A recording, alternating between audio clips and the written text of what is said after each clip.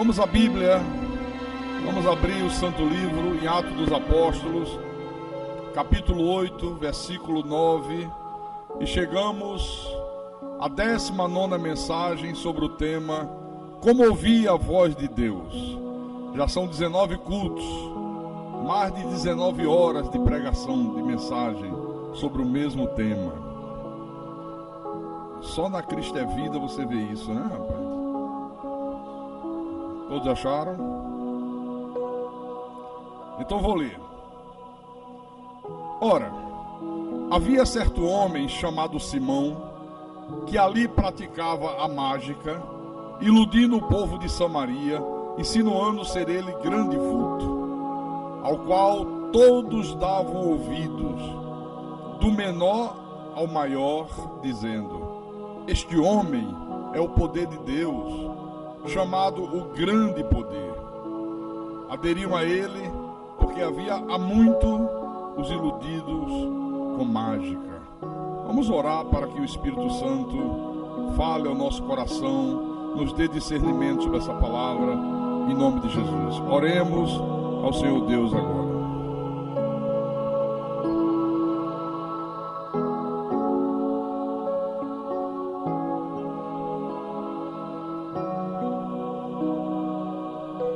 Senhor Jesus Cristo, aqui estamos nós mais uma vez reunidos, meu Deus, em obediência à Tua palavra, em submissão ao Teu mandamento, prontos para recebermos de Ti o alimento sólido para o nosso espírito, a palavra predestinada de sabedoria, a palavra de conhecimento, a palavra que nos educa, que nos exorta, que nos repreende, a palavra que nos prepara para que possamos viver uma vida sobremodo excelente, para que vivamos como sal da terra e como luz do mundo. Então fala à tua igreja nessa noite, fala ao teu povo, fala aos teus eleitos, fala aos teus pequeninos, as ovelhas do teu rebanho. Usa-me como teu servo, como teu pastor, dá-me a visão espiritual, a capacidade, o discernimento, para que eu possa proclamar a tua palavra nessa noite, mas proclamar da maneira que o Senhor quer que ela seja proclamada, para que seja para a tua honra, para a tua glória, para o teu louvor e para o amadurecimento espiritual do teu povo. Eu te peço em nome de Jesus, em nome do Senhor, e que todos que creem digam amém e amém. Diga graças a Deus. Então, meus irmãos amados, minhas irmãs em Cristo, nós vimos no culto de hoje pela manhã que esse indivíduo aqui, Simão, conseguiu iludir toda uma cidade. A Bíblia diz que do menor ao maior, quer dizer, do mais novo ao mais velho, todos foram iludidos por Simão, e ele iludia as pessoas como? Operando sinais que pareciam ser de Deus, mas que na verdade era do diabo. Esse foi o problema. O sujeito, o indivíduo, era um vagabundo espiritual, ele era um mensageiro de Satanás, mas ele fazia o povo de Samaria acreditar que ele era o mensageiro de Deus. Fazia o povo crer que ele era um mensageiro do Senhor. Então, essa voz que o povo de Samaria ouvia não era de maneira nenhuma a voz de Deus, era a voz do diabo, era a voz do engano, era a voz da mentira. Só que todo o povo de Samaria é iludido por Simão e diziam: este homem é o poder de Deus, ele é ungido de Deus, ele é um mensageiro de Deus. O povo ficava num estado de transe. Era como se toda a cidade ficasse hipnotizada por esse tal de Simão. Era como se ele fizesse um hipnotismo coletivo. Toda uma cidade, gente, do menor ao maior, todo mundo iludido, todo mundo crendo nesse homem, todo mundo dando ouvidos ao que esse cara aqui dizia, do menor ao maior.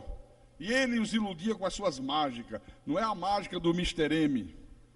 Quando a Bíblia fala mágica, está falando sinais, poderes e prodígios provenientes do diabo. não são provenientes de Deus. Só que de repente, chega à cidade um diácono chamado Filipe. Aqui você vai ver no versículo 12, que acontece esse fato. Quando, porém, deram crédito a Filipe, que os evangelizava a respeito do reino de Deus e do nome de Jesus Cristo, iam sendo batizados, assim homens como mulheres. Olha que coisa interessante. Não foi um apóstolo que chegou em Samaria, não foi um pastor, foi um diácono. Esse Filipe aqui fazia parte daqueles 7 diáconos que haviam sido ordenados, um pouco antes no versículo 6. Pela primeira vez se ordenou diáconos na igreja. E esse Filipe era um dos diáconos. Aí ele vai para Samaria. O que ele faz em Samaria? Ele começa a evangelizar o povo de Samaria a respeito do reino de Deus e do nome de Jesus Cristo.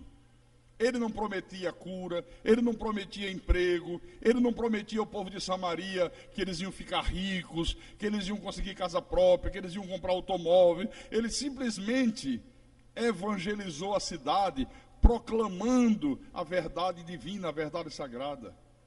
O povo creu em Filipe, o povo creu na palavra que Filipe falava, e na hora que eles criam, eles rompiam com a mentira e eles iam sendo batizados. Por que batizado nas águas? Porque nessa época ainda estava em vigor a velha aliança.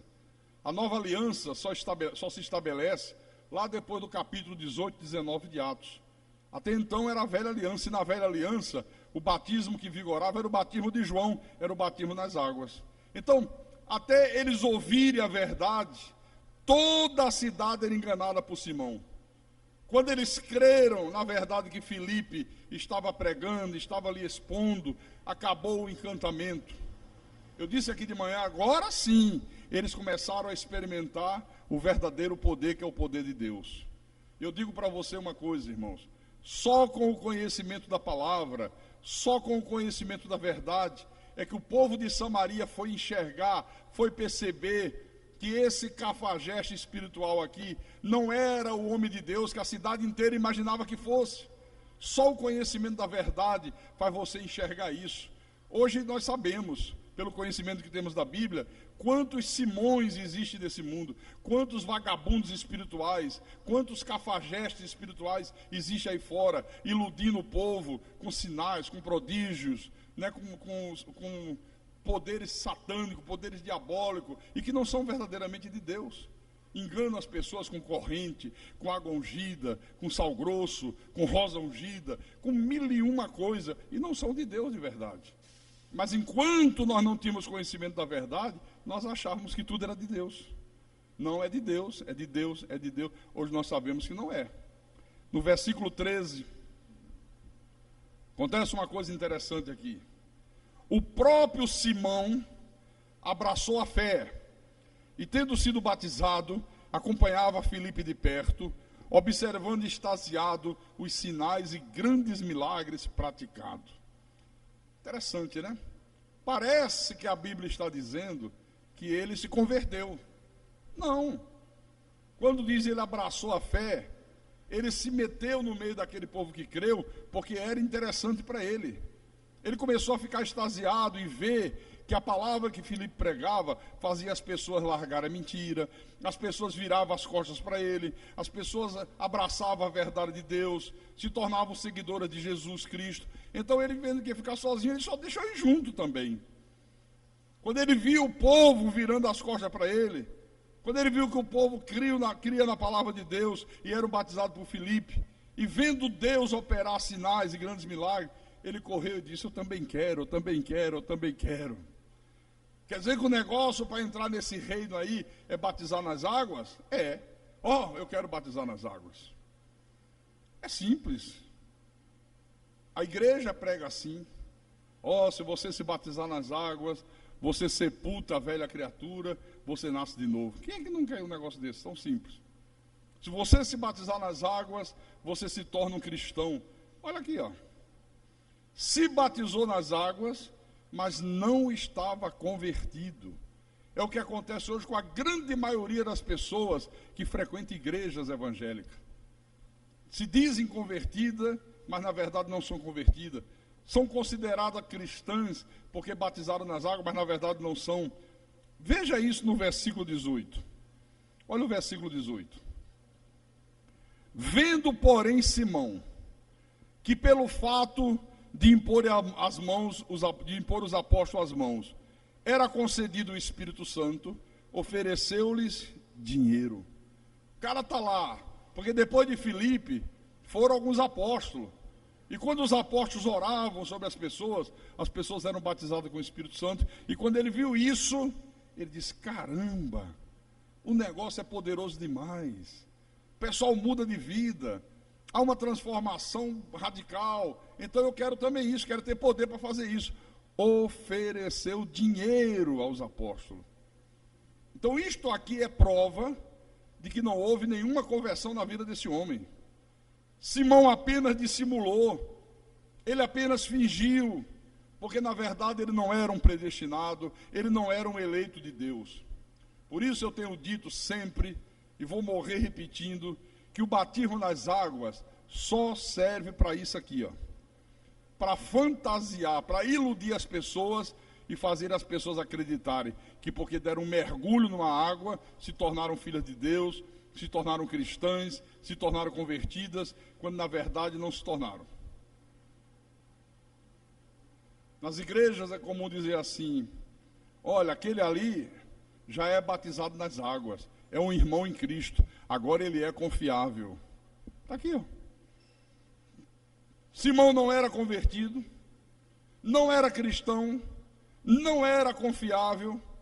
Então, o batismo das águas não serve para nada, só serve para a pessoa entrar um pecador enxuto e sair um pecador molhado.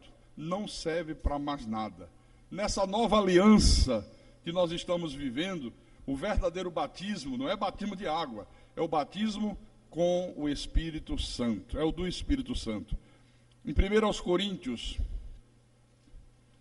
capítulo 1,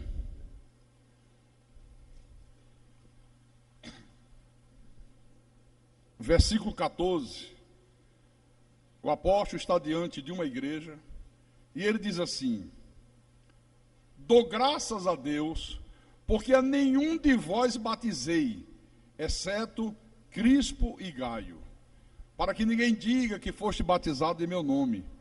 Batizei também a casa de Estéfanas, e além destes, não me lembro se batizei algum outro.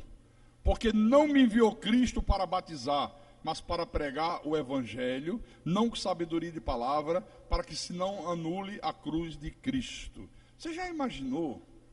O maior dos apóstolos se dirigir a uma igreja e dizer: eu dou graças a Deus porque não batizei nenhum de vocês. Já imaginou isso? Exceto Crispo e Gaio. Se batizei algum outro, eu não me lembro, mas dou graças a Deus que tenha sido assim, porque Jesus não me enviou para batizar, mas para pregar o Evangelho. Ora, por que aqueles outros apóstolos foram enviados para batizar, e esse aqui, Paulo, está dizendo: eu não fui enviado por Jesus para batizar ninguém em água?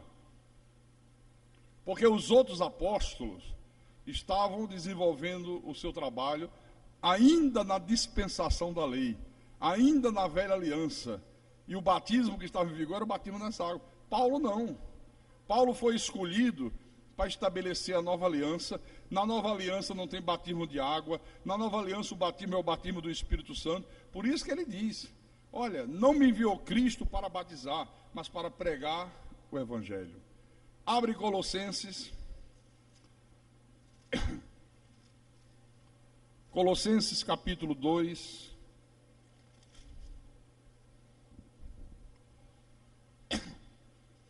Versículo 11 e 12. É o mesmo apóstolo Paulo que escreve à igreja de Colossos, e ele diz: nele quem? Em Cristo, também fostes circuncidados, não por intermédio de mãos. Na lei, a circuncisão era feita através das mãos. Pegava um bisturi e circuncidava o prepúcio do homem. Só os homens eram circuncidados. Ele está dizendo: olha, em Cristo, vocês também foram circuncidados como judeu. Só que agora, não por intermédio de mãos, mas no despojamento do corpo da carne, que é a circuncisão de Cristo. Está falando do batismo com o Espírito Santo. Tendo sido sepultados juntamente com ele no batismo, no qual igualmente foste ressuscitados mediante a fé no poder de Deus, que o ressuscitou dentre os mortos. Não é um batismo de água que faz a pessoa sepultar a velha criatura e nascer nova criatura. A água não faz isso, queridos. O que faz isso aqui é o Espírito de Deus. Quem faz a pessoa nascer de novo é o Espírito Santo de Jesus Cristo. Aí você diz, pastor, e quando é que acontece esse batismo com o Espírito Santo? Você vai entender porque que Paulo falou aquilo. Abra em Efésios capítulo 1, versículo 13. Efésios capítulo 1, versículo 13. Ele diz: em quem também vós, depois que ouviste a palavra da verdade, o evangelho da vossa salvação, tendo nele também crido, foste selado, batizados com o Santo Espírito da promessa. Então, o que é preciso para que uma pessoa seja batizada com o Espírito Santo? Ela tem que ouvir a palavra da verdade, que é o evangelho da vossa salvação, que é o evangelho da graça de Deus, que Paulo recebeu da boca do justo, que é o único evangelho para a igreja. Na hora que ela ouve, Deus lhe imputa o dom da fé, ela crê, e naquele exato momento, ela é batizada com o Espírito Santo, e esta pessoa muda da água para o vinho. Ela rompe com a mentira, ela rompe com o falso evangelho, ela se torna uma pessoa temente a Deus. Há uma mudança extraordinária na sua vida. Amém? Lembra dos exemplos que eu dei aqui de manhã? Falei do irmão Agostinho, oficial da Polícia Militar que está ali. Falei do Jerry, 23 anos viciado em bebida, em drogas, cocaína, maconha, crack. Falei do Bosco, alcoólatra, destruindo tudo da família, jogando tudo fora, com bebida, com farra, com mulheres. Falei com uma porção de gente aqui. Se a gente for apontar aqui, a gente passa a noite inteira, cada um contando a sua história. O que faz uma pessoa mudar assim? Como é que pode uma pessoa que está há 23 anos no fundo do poço, onde família virou as costas, mulher foi embora, filhos foram embora, os pais o pai e a mãe não queriam mais saber, irmão não queria mais saber, ninguém queria mais saber, porque todo mundo dizia, não tem jeito, é causa perdida, e de repente é uma bênção de Deus como esse homem ali. Quem é que faz isso? O Espírito Santo de Deus. Está aqui, ó. Foste selado com o Santo Espírito da promessa. Amém? Por isso que Paulo disse, não me enviou Cristo para batizar em água, mas para pregar o Evangelho. Porque o batismo de Cristo, o batismo com o Espírito Santo acontece quando o Evangelho é pregado. Amém? Volta lá em Atos dos Apóstolos. Capítulo 8.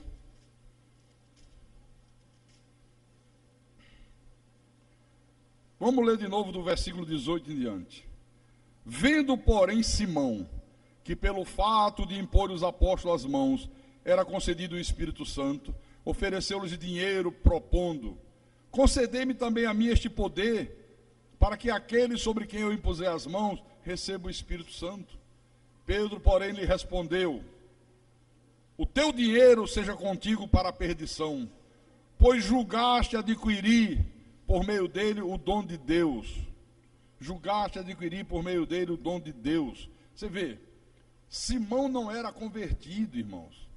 O cara batiza nas águas e logo em seguida se dirige a Pedro e diz, olha, quanto você quer para me dar o direito de ter esse poder que você tem aí? Eu pago por esse poder. Quanto é que você quer? Ofereceu dinheiro e fez uma proposta. Ele queria pagar pelos dons do Espírito. Isto aqui é conhecido pelo pecado da simonia, o pecado do Simão. O que é o pecado da simonia, pastor? É quando alguém compra ou vende coisas sagradas, ou vende coisas espirituais, que é exatamente aquilo que a grande meretriz, a igreja romana e as suas filhas meretrizes fazem. É o pecado da simonia, irmãos. Nós estamos cansados de ver isso aí. A igreja católica, ela vende tudo. Rosário, vende missa de 7º dia, de 30º dia, missa de 1 ano. Eu acho que a família de Pedro Alves Cabral ainda deve estar pagando missa até hoje. Se quer casar, tem que pagar. Vai casar na igreja católica para ver se o padre faz de graça. E é mais caro, dependendo da igreja, é mais caro ainda. Batismo de criança é pago. Depois faz primeira comunhão, é pago. Depois faz crisma, não sei de que, é pago. Vendem tudo. Agora, e as filhas da grande meretriz? Vende a cura divina. Diz que se a pessoa der dinheiro, vai ser curada do câncer, vai ser curada da AIDS, vai ser curada da paralisia, vai ser curada disso, vai ser curada daquilo. Vendem a bênção financeira, vendem óleo, água ungida, fogueira santa, não sei das quantas. Quer dizer, tudo isto é o pecado da simonia. Você está percebendo que esse Simão aqui, ele queria usar a religião como um comércio para os seus próprios interesses. Está aqui, ó. Irmãos, ninguém pode comprar as bênçãos de Deus. Ninguém. As bênçãos de Deus não estão à venda. A cura não se compra, a paz não se compra, a salvação não se compra, Deus não se compra. Deus não pode ser controlado nem manipulado, nem pelo homem, nem por nenhum herege, nem por nenhum vagabundo espiritual. Mas não pode mesmo. Não tem como.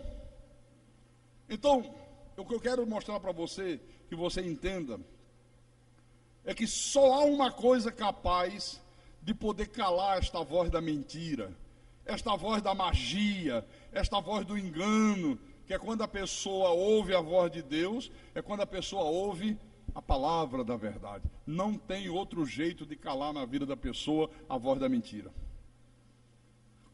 Nós temos aqui no nosso ministério pessoas que viviam atoladas até o pescoço na idolatria romana, devotas de santo, acendiam velas, faziam promessa para Maria, para São Jorge, para Padre Cício, para São Francisco, mas um dia ligaram o rádio, ouviram esse evangelho que a igreja prega, ouviram esse evangelho da graça de Deus, e na mesma hora creram, e a voz da mentira foi silenciada na vida dessas pessoas. Amém? Mas tem mais. Nós temos pessoas aqui no nosso ministério que viviam enganadas nas correntes da Universal, da Deus é Amor, da Internacional da Graça, da Mundial do Valdemiro, outros acreditando que o diabo podia pegar, podia voltar com mais sede, que a pessoa podia hoje estar nos braços de Jesus, amanhã estar nos braços do diabo. Muitos acreditavam que a salvação se perdia, mas aí um dia ouviram a palavra da verdade, ouviram o evangelho da graça de Deus, e essa voz diabólica, essa voz mentirosa foi silenciada. Hoje são pessoas convertidas, hoje são pessoas com vida transformadas, hoje são pessoas completamente tementes a Deus. Amém? Você quer ver uma coisa? Quem vivia enganado acreditando em corrente de libertação? Eu sou o primeiro. Eu vivia acorrentado até o último fio de cabelo. Quem acreditava em rosa ungida, água na frente do rádio, que o picareta dizia, eu vou ungir. Ó Espírito Santo, entra nessa água. O Espírito Santo devia dizer, sim, eu entro, eu mergulho. Me dê aí uma máscara para eu não morrer afogado. Já ouviram eles orando? Espírito Santo, entra nessa água, unge esta água, como se Deus fosse uma marionete, como se Deus pudesse ser manipulado, pudesse ser controlado por charlatães. Quem aqui viveu muito tempo crendo nos santos católicos? Devoto, caramba, aí o bicho pega. Devoto de Padre Cícero, quem era devoto do Padre Cícero? Devoto de São Francisco, devoto de São Jorge, devoto de Maria, Por que você não é mais? O que fez você mudar? O que fez você pensar diferente, crer diferente? Quando você ouviu a palavra da verdade. Amém? Tua vida mudou por inteiro, né? Quem aqui acreditava que a salvação se perdia? Olha aí. Você acredita hoje que a salvação se perde? Impossível se perder. 90% do povo evangélico tem medo de perder a salvação. 90% treme de medo. Porque são ensinados errados. Porque não conhece a verdade. Segura um pouco aí. Vem aqui em João, capítulo 10, versículo, vamos ler o 27 e o 28. Só para dar esse exemplo aí de que salvação não se perde. Não precisa mostrar mais nada, só esse versículo aqui resolve a questão. Porque se alguém disser que se perde, tem que chamar Jesus de mentiroso. Olha o que ele disse. As minhas ovelhas, quem é a ovelha dele, diga amém. Ouvem a minha voz, quer dizer, me obedecem. Eu as conheço e elas têm livre-arbítrio e decidem seguir ou não seguir. Não. E elas me seguem. Mas não ensinam que o homem tem livre-arbítrio? Que o homem é que decide se aceita Jesus, se não aceita Jesus, se vai, se não vai? Não, ele diz, elas me seguem. Não tem outra opção. Aí no versículo 28. Eu lhes dou a vida eterna. Jamais perecerão e ninguém as arrebatará das minhas mãos. Aleluia. Há a possibilidade de uma pessoa que recebeu vida eterna. Essa pessoa que Jesus disse, jamais vai morrer eternamente. Morrer eternamente? Perder a salvação? Não há. Vamos voltar lá. Atos capítulo 8. Vamos para o versículo 21 agora. Olha o que Pedro diz para Simão. O cara ofereceu dinheiro, queria comprar os dons do Espírito Santo, queria ter o mesmo poder dos apóstolos, ofereceu dinheiro. Pedro repreendeu no versículo 21, Pedro disse assim, não tens parte nem sorte nesse ministério, porque o teu coração não é reto diante de Deus. Arrepende-te, pois, da tua maldade e roga ao Senhor, talvez te seja perdoado o intento do coração, pois vejo que estás em fel de amargura e laço de iniquidade. Você está vendo que esse homem era um mensageiro do diabo? Se misturou ao povo de Deus, mas Pedro discerniu que o coração dele não era reto diante de Deus. Hoje, quando você diz assim, olha, aquela pessoa ali não tem nada a ver com Deus. Aí o povo evangélico diz assim, irmão, não pode julgar. Irmão, não julgue. Como não julgue? Se a palavra manda julgar. Provai os espíritos, se procede de Deus.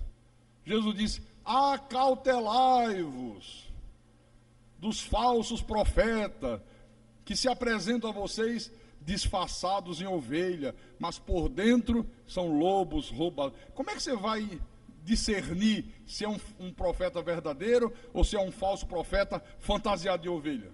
Julgando as atitudes, vendo os frutos, né? Mas hoje você não pode falar, não, irmão, não deve julgar, a gente deve deixar na mão de Deus. Na mão de Deus coisa nenhuma, deve julgar mesmo e definir que não é de Deus. Olha que Pedro discerniu. O teu coração não é reto diante de Deus. Uma coisa é diante dos homens, outra coisa é diante de Deus. Diante de todo o povo de Samaria, diante dos homens, ele era o grande poder de Deus. Mas diante do Deus bendito, diante da palavra, ele era um mentiroso, era um charlatão, era um vagabundo espiritual. Então veja que o que vale, o que conta, é aquilo que nós somos diante de Deus. Não é o que nós somos diante dos homens, é o que nós somos diante de Deus. Amém? Então Pedro disse: o teu coração não é reto diante do Senhor, e eu estou vendo que você está em fel de amargura e laço de iniquidade. Isso aqui é muito interessante, porque no texto grego original, essa expressão aqui, em fel de amargura, significa o veneno que uma pessoa que não é de Deus expele. Esse é o sentido dessa expressão aqui, ó. Você vê que Simão envenenou toda a cidade de Samaria. Quer dizer que esse cara era uma pessoa venenosa. Toda pessoa que não é de Deus, ou toda pessoa que não quer dar ouvidos à voz de Deus, tem a vida amargurada e ela expele fel de amargura. Pode observar. Toda pessoa que não tem Deus é assim. Coração amargurado, vida cheia de amargura, e ela expele um veneno mortal. Está aqui escrito. Então, irmãos, na hora que a palavra de Deus é pregada, na hora que você ouve a voz de Deus e você crê, você pode estar nas mais profundas trevas. A luz de Deus começa a resplandecer sobre a tua vida, em nome de Jesus Cristo. A luz de Deus brilha sobre você.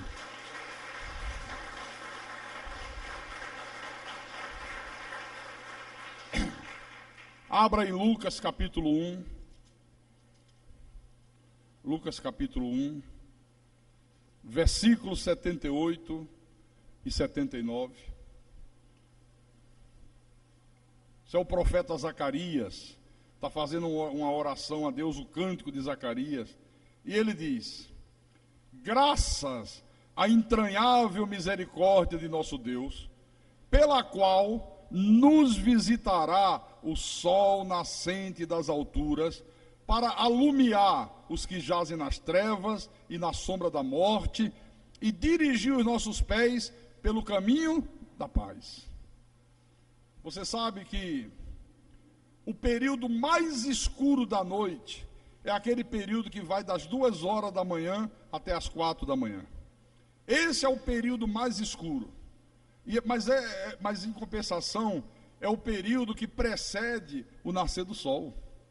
É a hora mais escura da noite, entre 2 e 4 da manhã. Mas também é o período que precede o raiar de um novo dia, que precede o nascer da aurora. Então, um filho de Deus, ele pode estar nas mais densas trevas, mas quando ele ouve a palavra de Deus, quando ele ouve a palavra da verdade, ele crê, e a luz vai brilhando, brilhando, brilhando, até se tornar a sua vida um dia claro. Talvez nós tenhamos pessoas aqui nessa noite, ou aqui nesse culto, ou talvez pessoas que estejam ouvindo essa pregação através da Rádio Metropolitana, ou através da Rádio Weber, ou através de um CD, ou através de um DVD. Talvez nós tenhamos pessoas que estão vivendo num momento de profundas trevas, problemas no casamento, vício, problemas financeiros, doenças, a vida perturbada, andando nesse mundo sem rumo e sem direção. Talvez alguém que já andou na idolatria romana, já correu para fazer as correntes do diabo, já andou na umbanda, já foi no candomblé, gente que já bebeu fel de amargura, gente que já está com seus pés inchados de tanto andar em busca de luz, e cada vez as trevas se tornam maiores.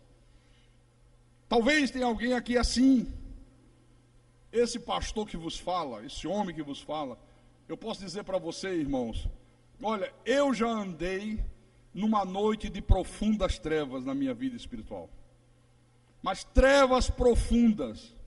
Eu sei quantos anos da minha vida eu passei iludido pelas imagens que tem boca, mas não fala, tem olhos, mas não enxergam, tem mãos, mas suas mãos não apalpam, tem pés, mas seus pés não andam.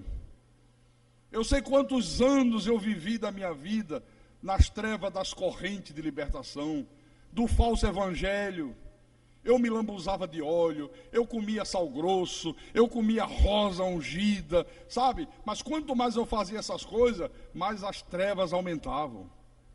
Os céus não se abriam nunca. Eu sei, eu posso falar disso, que eu já passei por isso. Eu era um homem infeliz. Eu falei infeliz. A minha família era infeliz. Meus filhos eram infelizes. Mas eu era obrigado a dissimular. Eu era obrigado a subir no altar ou ocupar um microfone de rádio e dizer: eu sou feliz. A minha vida está uma maravilha. Venha que eu vou orar pela sua família, porque eu tenho uma família que está em paz e estava em guerra. Eu falava de uma felicidade que na verdade não existia. Era a magia do Simão, era o feitiço da grande meretriz, das suas filhas meretrizes, que me levava a ter uma vida vazia, a viver uma vida sem força, a viver uma vida sem perspectiva. Eu era, na verdade, um escravo dessa magia do engano aqui, ó. Foram anos e anos e anos e anos de escravidão. Eu cheguei ao ponto onde a noite é mais escura. Mas no momento que a noite é mais escura, sempre precede o nascer da aurora. Aleluia, aleluia, aleluia, aleluia. Quando a noite é mais escura, mais próximo está o nascer de um novo dia, meu irmão. Se você está vivendo uma noite escura, creia nisso. Vai nascer o dia rapidamente na tua vida, em nome de Jesus Cristo. Como disse Zacarias, o sol nascente das alturas. Jesus é o sol nascente das alturas. O povo de Samaria estava mergulhado em trevas. Mas no dia que eles deram crédito à palavra de Deus, que o diácono Filipe pregava, a luz começou a brilhar sobre aquelas vidas, a luz começou a brilhar sobre aquele povo. Eles largaram os feitiços, eles largaram as magias do Simão, eles largaram o falso evangelho que esse Simão aqui pregava, eles abandonaram a crença de que esse homem era um homem de Deus. Eles começaram a enxergar que esse homem era um falso mestre, que esse homem era um mensageiro do diabo. Ele se fazia passar por homem de Deus, mas na verdade nunca foi. Irmãos amados, pedras que vivem, a noite escura sempre precede um dia claro. Eu sei que nessa noite há pessoas aqui ouvindo pela rádio, pelo CD, que precisam urgentemente dar crédito a essa palavra, crerem na verdade de que há um Deus soberano, crerem na verdade de que o homem não tem livre-arbítrio. O homem, quando nasce, ele nasce morto em delitos e pecados. Paulo escreveu à igreja de Roma, Romanos capítulo 3, versículo 10, não há justo nenhum sequer, não há quem entenda, não há quem busque a Deus. Como é que o homem está morto e vai buscar Deus? É Deus que busca o homem. Não é o homem que dá oportunidade para Deus. É Deus que tem misericórdia do homem. Então você tem que crer nessa verdade. Jesus nunca morreu por toda a humanidade. Nunca num pastor. Agora eu só falar uma coisa que vai contrariar todas as igrejas, todos os pastores. Porque todo mundo diz que Jesus derramou sangue para salvar toda a humanidade. Pois é. Vamos ver se é isso que a Bíblia diz. Mateus, capítulo 26, versículo 28. Uma coisa é ouvir a palavra dos homens, outra coisa é conferir na Bíblia se aquilo que o homem está dizendo está de acordo com Deus. Encontraram aí? Jesus estava celebrando a última ceia, e ele diz: porque isto é o meu sangue, o sangue da nova aliança, derramado em favor de quantos? De quantos? De muitos ou de toda a humanidade? Mas vocês ouviram antes de vocês chegarem aqui, o que ensinaram a vocês? Que foi derramado em favor de todos os homens. O homem que não quer, o homem que não aceita Jesus, o homem que é prepotente, o homem que é orgulhoso. Não. O homem não pode aceitar Jesus. Primeiro porque Jesus não é cafezinho, não é Coca-Cola, para sair oferecendo na bandeja. Aceita, aceita, aceita. O sangue de Jesus foi derramado em favor de muitos. Quem são esses muitos? Os eleitos. Abra em Romanos 8. Romanos, capítulo 8, versículo 28 em diante. Olha só o que diz. Sabemos que todas as coisas cooperam para o bem daqueles que amam a Deus. Agora preste atenção. Daqueles que são chamados segundo o seu propósito. É Deus que chama, não é o homem que vem. Aí ele continua. Porquanto, aos que de antemão conheceu, Deus te conheceu de antemão. Deus te conheceu desde antes da fundação do mundo, quando Deus criou o teu espírito. Primeiro ele criou o teu espírito, depois ele te predestinou para viver nesse mundo num corpo de carne. Você é um ser espiritual. Porquanto, aos que de antemão conheceu, também os predestinou para serem conforme a imagem de seu filho, ou seja, para ter uma forma humana, para ter um corpo de carne. O que a Bíblia chama de filho é o ente santo que foi gerado no ventre de Maria, a fim de que ele seja o primogênito entre muitos irmãos. E agora o versículo 30. E aos que predestinou, a esses também chamou. E aos que chamou, a esses também justificou. E aos que justificou, a esses também glorificou. A pergunta é: quem são os que Deus chama, justifica e glorifica? Quem? Está aí escrito, é português agora. Não precisa nem ter de interpretação espiritual. Aí é português no duro. Aqueles que Deus predestinou. Pastor, essa semana alguém me perguntou na internet: Pastor Carlos, me mostre um único versículo na Bíblia que Deus já colocou pessoas nesse mundo para serem condenadas. Um só, se só me mostrar um, eu estou satisfeito. Eu digo um só, tranquilo. Abra aí 2 de Pedro, 1 de Pedro. 1 de Pedro, capítulo 2.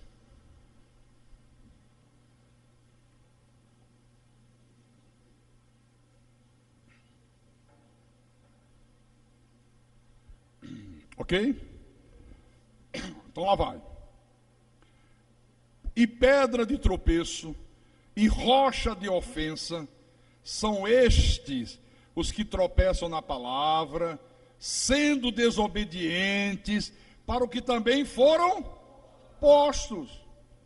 Quer dizer que há pessoas nesse mundo que Deus soberanamente os colocou para tropeçarem na palavra, para serem desobedientes, para que Deus possa mandá-los para o inferno. Vou mostrar mais um. Romanos, vamos voltar lá em Romanos, capítulo 9, versículo 21 em diante.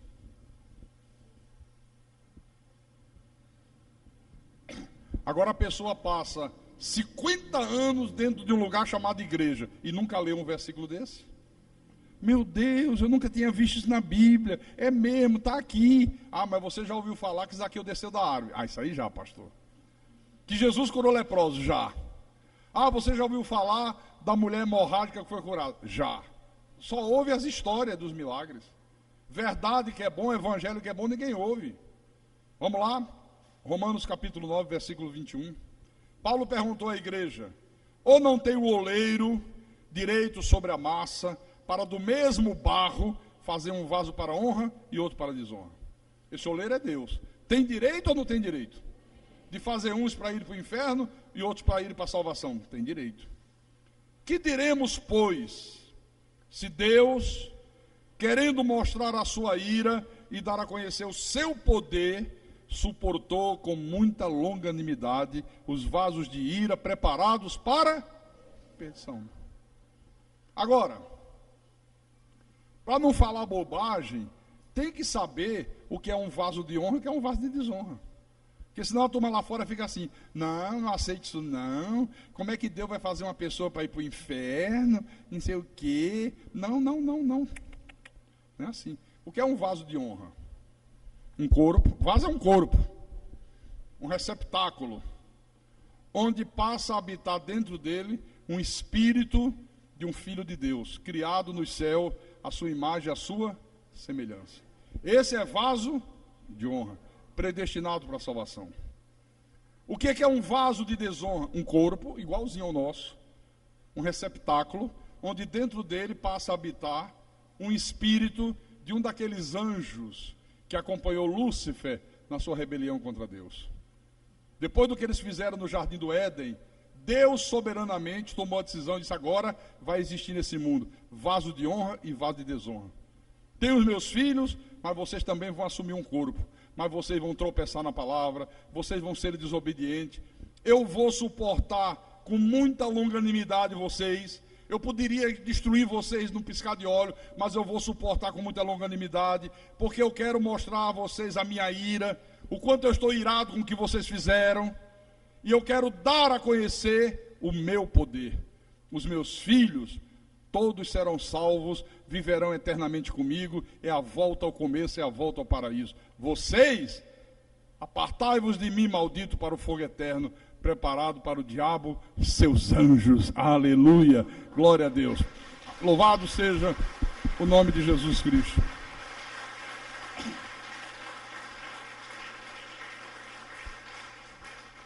Então, se você quer ver a luz de Deus brilhar, creia na verdade. Não dê ouvido ao que os homens falam. Aquilo que os homens falarem, faça como os crentes de Bereia, que ouviam Paulo pregar, recebiam a palavra com toda avidez, conferindo nas Escrituras, para ver se as coisas eram de fato assim. Amém? E quem tem ouvidos para ouvir, que ouça o que o Espírito falou à igreja nessa noite, em nome de Jesus, para a glória do Todo-Poderoso. Aleluia! Toda honra, toda glória seja dada a Ele.